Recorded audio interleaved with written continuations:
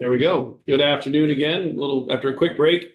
Thursday afternoon, February 6th, Health Transportation.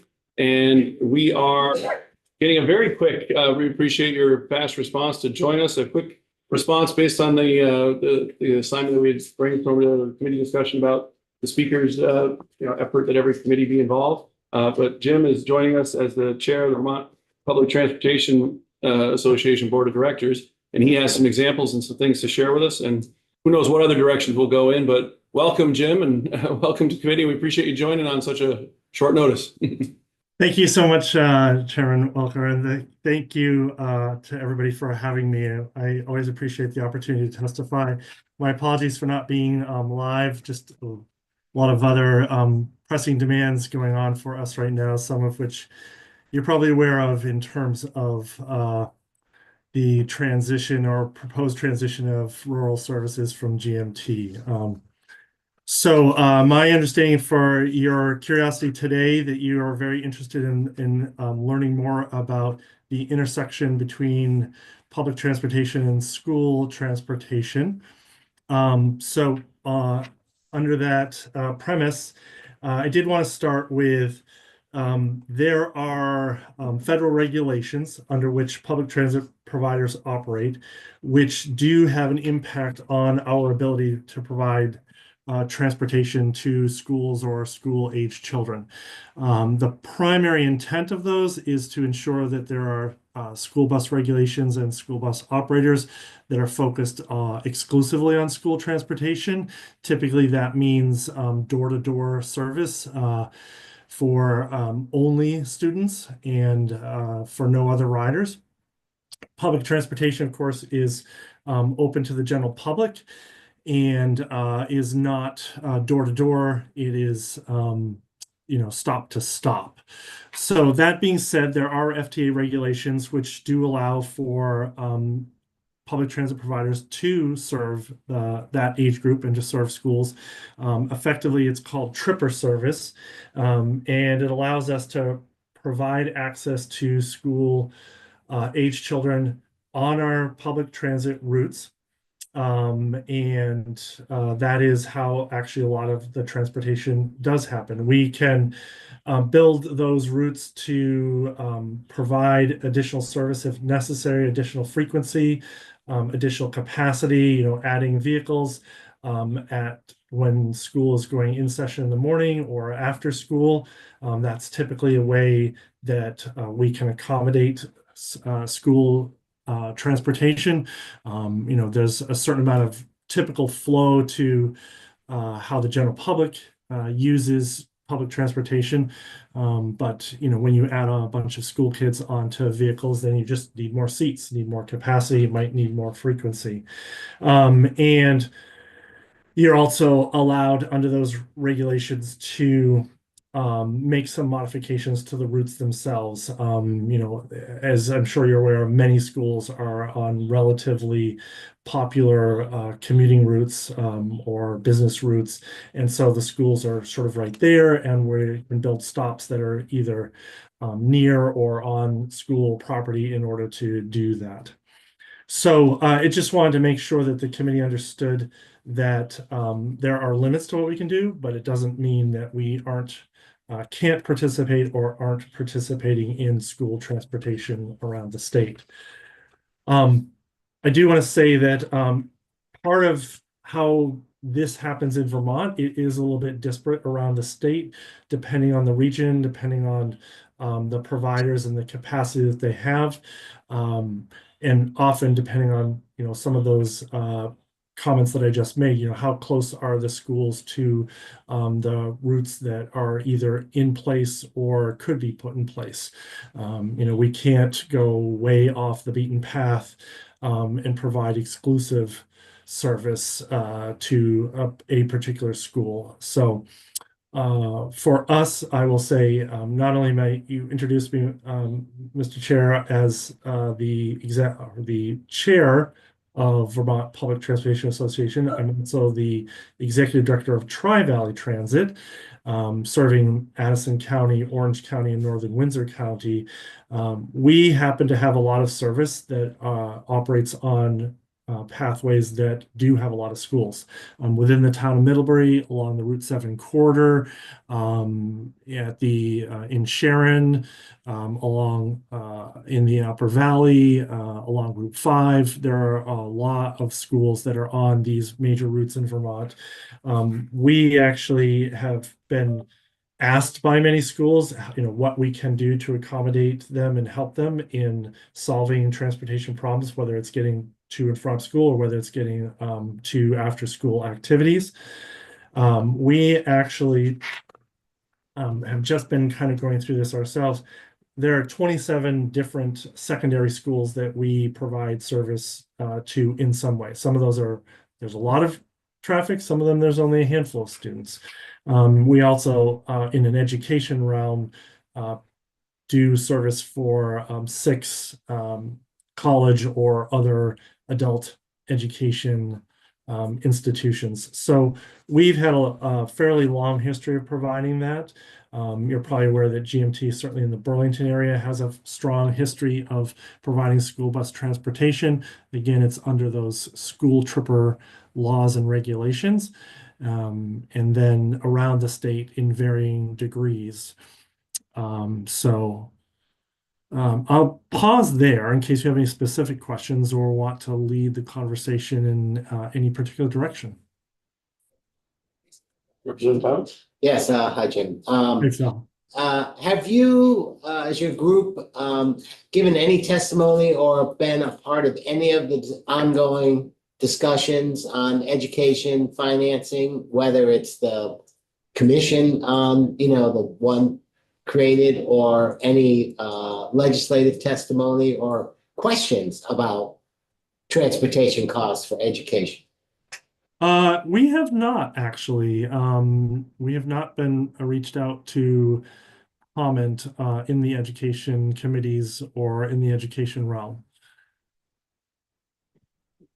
Happy to be happy to. I think there are school systems obviously taking advantage of public transportation services in different ways. And so it's something that we could certainly talk with those education committees about.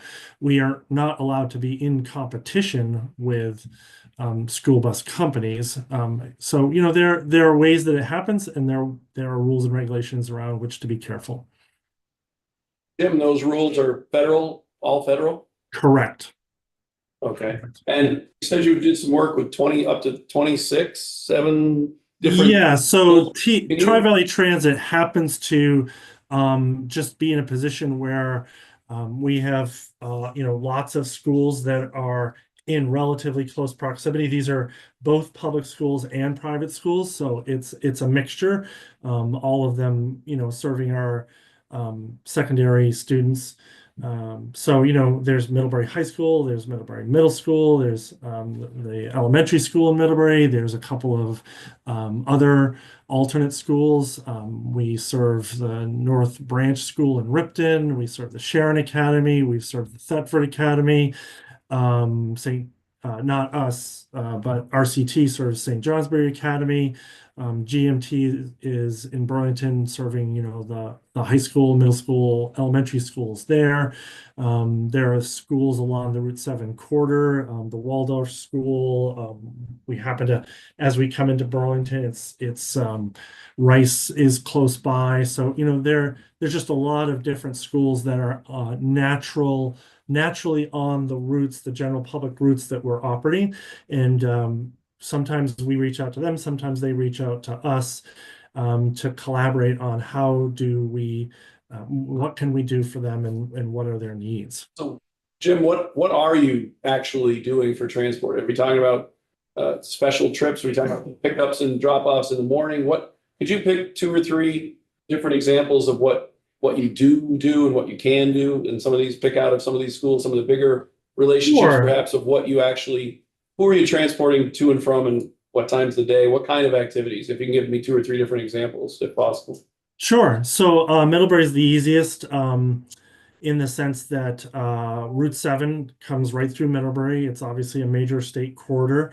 It runs through Middlebury. It's a major business district. It's a residential neighborhoods right off of it. All 3 schools in Middlebury, the high school, the regional high school, the regional middle school, and the local elementary school are all right on Route 7. We naturally, in terms of just getting the general public to the places they need to go, we pass through residential neighborhoods. And in the morning, we would be picking up residents who are going to grocery stores, residents who are going to work. And it's easy and natural for us to have the doors open and for elementary or middle school or high school students to get on the vehicles as well. So then we're traveling along Route 7 and we would stop at, the shopping plaza, drop people off at Hannaford to work or to shop, the drugstores, any other places of work. We're also stopping at the high school and the elementary school and the middle school. So it is a seamless part of our public transportation service. The only sort of, I'll say, quote unquote, work involved is that, ironically, the more riders you have on a vehicle, the more time it takes. So we have to, build our schedules to accommodate additional time for additional riders.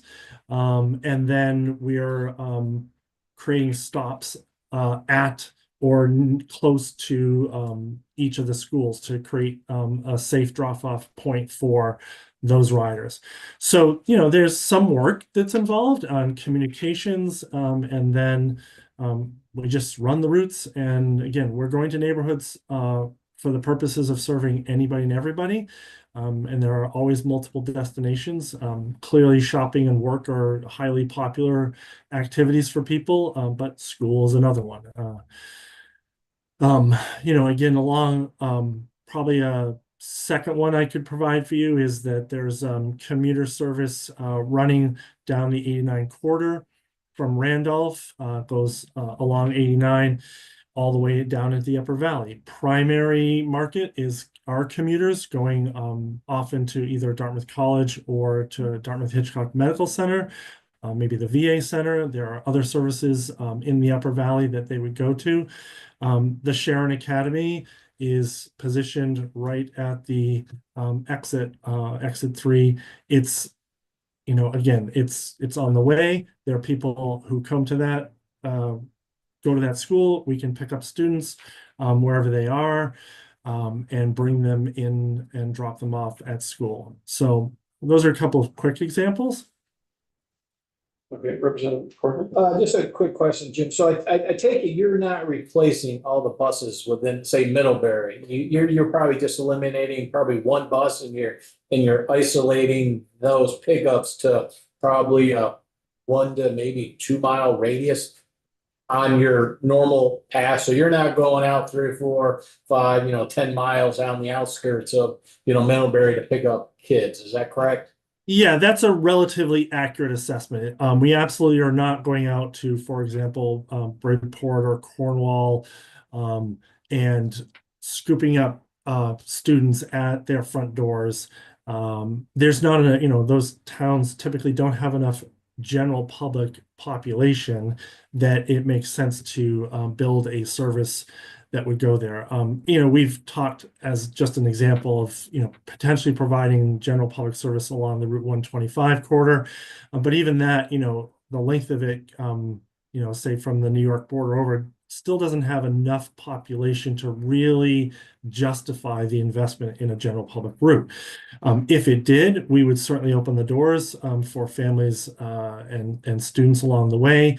That might be the type of situation where families might come to Route 125 and drop their children off, but it wouldn't be door-to-door service. It would still be. So then I guess sort of our mission is to try to, think outside the box. Mhm. And if theoretically we did a statewide contract, with, the local providers within the communities and gave them the adequate funding to go to the outer limits to pick up kids, as you're saying that would be prohibited under the federal laws? Yeah, So that is correct. That is a limitation that we operate under from federal regulation. So, I can't speak specifically, going back to the example that I started and you cited in Middlebury, I can't tell you like what how many school buses might not be operating because we provide general public service, whether it's 1 or 2 or 3 routes. Middlebury's kind of got a larger footprint, but it is limited to that. Anybody, we do have service that goes, for example, then between Middlebury and Bristol, Middlebury and Virgins. There could be people coming from Yes. who are residents living on those quarters. They can access our service, but we are not in a position, any public transit provider is not in a position to go door-to-door service like we think about traditional yellow bus service. Correct. Jim, you don't have a contract with Mary Hogan Elementary or Middlebury Union or the Technical Center? No, we do not. It's interesting because we do get funding from some schools, we don't get funding from others. Typically, though, Middlebury as a community does support us heavily through their general budget, not specifically through their school budget. But that varies from community to community. I know that GMT does have a fairly robust contract with the Burlington school system. We get support from the Sharon Academy. We've gotten past support from the Thetford Academy. So there are schools that absolutely do provide funding support for us, and others who it might come through the town budget rather than specifically the school budget. Okay. Representative Burt? Again, Molly? I am looking right now at that, the VEIC study on the future of rural transit, combined school and public transportation feasibility study. And I'm wondering, it was done in 2021. And I don't know I haven't had a chance to actually read it closely, but they worked with a couple of school districts and did these. So I'm just wondering, did that lead to anything? Did that study just, do you know anything about what happened there? I do recall the study. I think it was a relatively limited study. You just cited 2 school districts. And it was at that time, in part focused on electric vehicles. Right. Without trying to go too far off this topic, the electrification of transit fleets around the state has been slow, and it's been a combination, a big part being that the vehicles that Vermonters would typically need and that we as the transit providers would typically need are called cutaway vehicles, and the manufacturing industry does not yet have electric vehicles in that cutaway size that have been approved by the federal government for use in public transportation. There are smaller vehicles. There are, like sort of off the shelf Ford E-Transit vehicles. We have 2 of them that we're operating within Middlebury. And there's been certainly work done at, I'll call it city-size buses for electrification. But so much of Vermont is served by the cutaway size, and there's just been a real, there hasn't been the incentive yet that we've seen necessary to get that part of the industry to build those vehicles. I did actually, I had coffee yesterday with the executive director of our national trade association, and he was speaking with a major bus manufacturer out in Illinois about what might be done to get them interested in building that size vehicle. So there are definitely efforts around that, but the electrification piece has been limited. Going further to, did anything come out of that for school transportation? I think the answer is that schools in general and transit providers in general have become more and more interested in talking with each other and figuring out solutions. We have definitely had, I would say, steady growth since COVID in particular, in terms of the number of schools that we've been able to serve along our routes. And I think that is still, there are some areas of the state where I think there's still opportunities for school systems and transit providers to partner, not to eliminate school bus transportation by any stretch of the imagination, but certainly to supplement where it makes sense and where it can be done. Yeah, I was just thinking that even aside from the electrification, if the study provided any, way of moving forward, that. I think I think the critical element in developing this even further are, encouraging the conversations between the school systems and the transit providers. V-Trans certainly can play a role in facilitating in the sense of making sure that the services that might get put in place meet the regulations. When we've developed our routes over history, we've always collaborated with V-Trans to make sure that we're operating within the bounds of the law and not in competition. But we've also, as I mentioned, we've got 27 different secondary schools that we are serving in some way, shape, or form. Thank you. Representative Powell? Yeah, Jim, one of the things we're looking at, I'm looking at, I think the rest of us too, maybe just an understanding, the public transportation group is measured. I think Ross and his team measure efficiency of routes, and they've identified some routes that are not efficient. And with the understanding that you've got if the school district decides to provide transportation, they don't have to by law, in my understanding, but if that's part of their public school system, there's no measurement like that. Or are you aware of any sort of measurement of, public or school transportation efficiency in the same sort of standards? I am not aware of any metrics in the school bus industry. I think it is an interesting question in that I always think of ourselves, because we're so heavily federally funded, the feds get to dictate how those funds are spent and operated. And because the money flows almost exclusively through the Agency of Transportation, in a good and accountable way, they have developed in partnership with us over many years these performance metrics that you're referencing. And I think it's there's always a story behind when a route or a service may not be meeting particular metrics, and sometimes it means modifying the service, sometimes it might mean eliminating the service. It often doesn't mean that there's not a need, but is it the most cost-effective way to meet that need? For school buses, I think because they're funded directly by school systems, it becomes incumbent upon the school systems themselves to develop those metrics. Or I think that's probably where it has lain as a potential responsibility. But I don't know, I'm not aware of any system ever having talked about, any school system having talked about, we're going to hold bus routes to certain metrics. So it's an interesting question.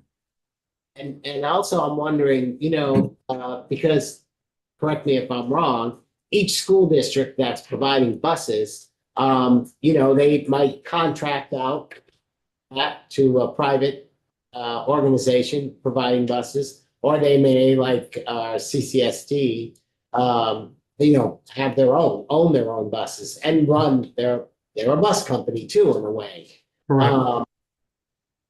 And are there opportunities? I mean, I was reading an article about AI coming up with routes, and so rather than, and I imagine there's good science in how they come up with routes, but I wonder if there might be some efficiency at looking at the state as a whole and looking at where the students are and maybe where the schools are now or will be at a more efficient way to provide that service.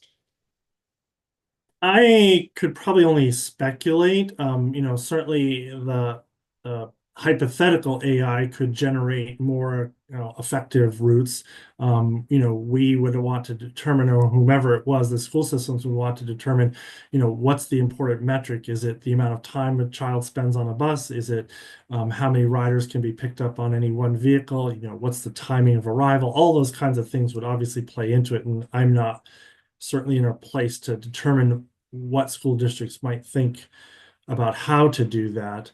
But assuming that you could create more efficient routes, that's certainly a tool that people could encourage school systems to use. And you are correct that some school systems contract out, some school systems purchase the vehicles and use them themselves. They probably both have had good reasons at the time that they went with one system over the other. Certainly someone who buys their own vehicles is kind of committed for a longer period of time that's going to be the best way to do it. Not having only been really peripherally involved with school age transportation, I can't speak on their behalf or school systems behalf as to, what might be some good solutions to, I think what you're trying to get at collectively is there's a lot of money being spent, and is there a more effective way to spend it and still get the critical needs met? From my perspective, I think public transportation is only part of the answer, but it can be part of the answer. Thanks. Welcome. And sorry, Jim, I want to revisit the federal regulations that you're talking about. Mhm. I'm not familiar with them at all, but it's how limiting that might be in this endeavor, I guess, is one of my questions. I don't know, I wasn't quite clear on the lines, what you can and can't do. Yeah. How does that limit you in providing these? So, Hasn't limited you from working with 26 different schools, so there right. must be some level of openness. Can you speak to that a little bit more? Sure. So the language talks about we're allowed to use various fare collections systems. So we can have different, costs for students or different costs for, adults. As you're probably aware, when COVID hit, every public transit provider in the state went fare free for, at that point, the health reasons. During COVID, there was a study done by a consultant examining whether systems should return to fare collections or not. The simple version of that boiled down to, in an urban area like Burlington, the amount of fares collected made sense to reinstate fares because of the volume as compared to the cost of doing that. For the rural systems in Vermont, the volume of fares that could be generated was actually less than the cost of that. The collection process, the fare boxes themselves, the time involved of staff, the safety and security. So there's been a commitment to retain fare-free systems within the rural area, primarily based on, we don't need to spend money just to lose money. But that is one area. A second is modifying the frequency of service, which I mentioned a little earlier. So, if we're running on 30-minute headways in Middlebury during the school hours, we could run on 15-minute headways. We could put an extra bus out there and have it out there every 15 minutes, running the same route, but just creating more capacity. We can make de minimis route alterations from route paths in the immediate vicinity of schools to stops located at or in close proximity to the schools. So we can provide the example that they provide is more frequent service on an existing route to accommodate increased student ridership before and after school. Furthermore, a grantee may alter route paths to accommodate the needs of school students by making route alterations from route paths to drop off and pick up schools located on school grounds or in close proximity to the schools. So, it's limited, but it's also relatively open enough to say, for the situations I've described, it's natural for lots of school facilities to be built on roads that also have other activities going on, which make them obvious candidates for public transportation routes, which then, from our perspective, has always provided this opportunity to say, the school's right there, and we're right there. We need to be communicating with the school systems and making them aware of our services and partnering with them to encourage it. Getting back to Representative Pouch's question about performance, that's a win-win also, because the more people that are riding on our vehicles, not only is it more cost-effective for everybody, but it also improves the performance. Oh, sorry. No. Okay, so you talked about a couple rules about, can only pick up students. If a hypothetical town had buses or they hired them out, they had school buses, they can't use those to also pick up other people. But Well, so that really is a school choice. Yellow buses don't have, at least as far as I know, yellow buses do not have federal regulations that prohibit other riders getting on those buses. My perception and understanding has always been that school systems, whether it's the administrators themselves or the families or whatever, have always looked to do that exclusively for school-age children. so But I do not personally know of any federal limitations on that. So conceivably, you could have a school district and a town partner to transport students to and from school as they do now, and also transport their townspeople around on those routes. Potentially, yes. I think, a limitation from my perspective, if I were a member of the general public, is it's very specific times only. Yeah. When we're developing public transit routes, we're running those routes, on a regular basis and probably a much more frequent basis, and therefore able to accommodate the, adult populations much more effectively than, say, opening a school bus up to adults would ever be able to do. So there's from our perspective, there's a strong logic to utilize the public transportation system whenever possible, because you just get more for your money. All right, thank you. Representative Burke? You may have mentioned this before, but will you be able to accept monies from the school district for your services? Yes. Always acceptable. I didn't know if there was some, Well, I agree with prohibition that. about that, I but think it's so then you questions could, coordinate with the school district to say, look, instead of you providing all these buses, we could do the same and you could pay us. Yeah. Help with your budget. Yeah, that is something that we, if the school systems come to us looking to do that, that's within their purview. We cannot be in competition with school bus systems. So it's part of, we have to be very cognizant of the federal regulations and understand what's allowable and what's not. I think school systems can start to believe that we could do things like, run a transit route out to Bridport and back, and it's all for school-age children, and it's like, we can't do that. So, I mean, because of it being a public passenger. Right. Representative White? Sorry. Thank you, Jim. Candace White from Waitsfield. I have two questions for you. The first is regarding the school tripper laws. Are there any minimum age requirements for public transportation picking up school children?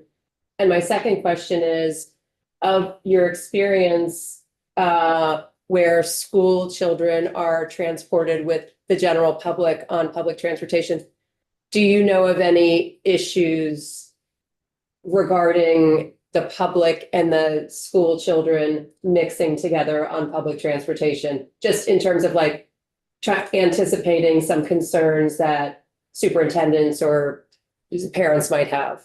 Thank you.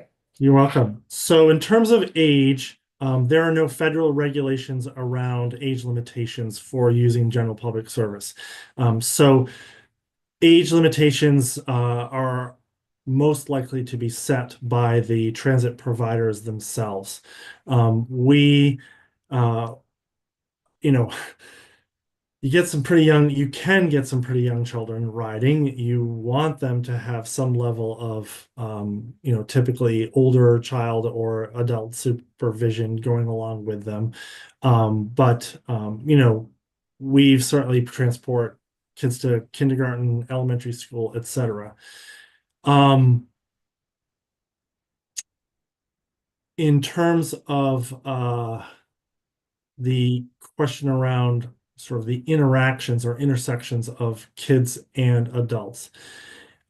It seems that most often the perspective is concern about the adults and how they might interact with the kids. The adult riders of buses might be, for lack of a more artful term, predators in some way, shape, or form. If anything, I would say, ironically, it's often school kids who might be very robust in their behaviors, sometimes acting out, especially as they get into the middle school and early high school years, and are going through the individuation process. They can often be troublesome. We've had over time a number of school-age children who have acted inappropriately on vehicles, and we've worked with the schools and the families to help them understand what the expectations are, and even sometimes had to restrict their access to our public transit system because they have been unable to act appropriately.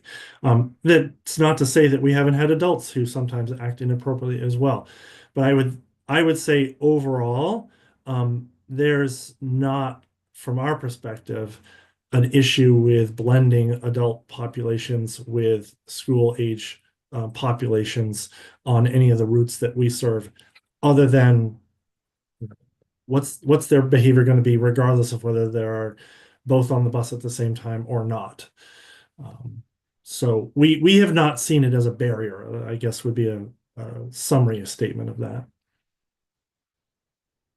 Well, Just one more thing, just sort of a wild idea, but I've been in countries where there was a bus monitor on the bus. An extra person to sort of help out. And if the school, if they came to you and said, we want you to transport our kids and we will provide a monitor, and that might save them money and then also provide the ability to partner with you and to make the experience a little bit more, smooth. Yeah, in terms of a monitor, certainly from our perspective, if there was a person designated by the school who was going to ride along during those hours, that's perfectly fine. We would view them as essentially a member of the general public and able to ride along. If schools were paying for that, I guess that factors back into the question about what are the expenses involved. If they're volunteers, that's something different. I will say that we as transit providers take safety extremely seriously. And one of the ways that we support our drivers is to have, they have access to staff members at all times. We have field supervisors. These are staff members who would go out in the community and just be available, on short notice to drivers if issues arose. We have, operations folks and administrative folks within our offices. We have two-way radios, we have phones, we're in communication with our drivers. We have tablets on the buses that the drivers can actually set off an alarm that goes back to our offices and alerts staff there. So we have ways to communicate and provide support systems to the drivers pretty fast. And I know that that's true around the state for the other transit providers as well, on a broad base. So, would a monitor be needed? Maybe, maybe not. I think we operate under the expectation that we are responsible for the safety of all of our riders, regardless of the age. And our drivers are trained, and our support staff are trained, and we have communication systems designed to ensure the greatest level of safety for everybody. Thank you. Mm-hmm. well, It just, I'm sorry, I don't mean to interrupt, but it just prompted me to think that it might also be worth you knowing that all of our drivers, we go through extensive background checks on all of our drivers every year. So we're constantly monitoring their driving records, their criminal records, anything like that. They also participate in a random drug and alcohol testing program so that they, could be drawn at any point in time and tested for either alcohol or drug use. So enhancing on the whole safety element, we do a lot of training for drivers around rider interactions. We do the background checks. We do drug and alcohol testing. So we have a lot of elements in place to ensure that safety. Were you speaking about your organization alone or the entire association? The entire association, and a lot of those things, like the drug and alcohol program, is mandated. We have to participate in that. The training, I mean, I know that we do a ton of training. The background checks are a mandated part. I will say when I first landed in Vermont 25 years ago, there was very little background check going on. My prior experience in the nonprofit industry had led me to understand that it was critically important for the safety. I had been working with persons with disabilities in a prior life. And, I helped work with legislators and state officials over time that we've got an extremely robust background check system in place. And I think it's something I'm actually proud of, that having been a part of ensuring that level of safety. So it's mandated at a state level for the background checks. I'm sure that people will find that comforting in the last bit, and a great place to end on a positive note. Jim, we appreciate you coming in and spending as much time and helping us with this kind of investigation project, bring a direction that we were asked to go in. And we appreciate you coming so quickly and having the information. Jamie, thank you for putting it together, and have a great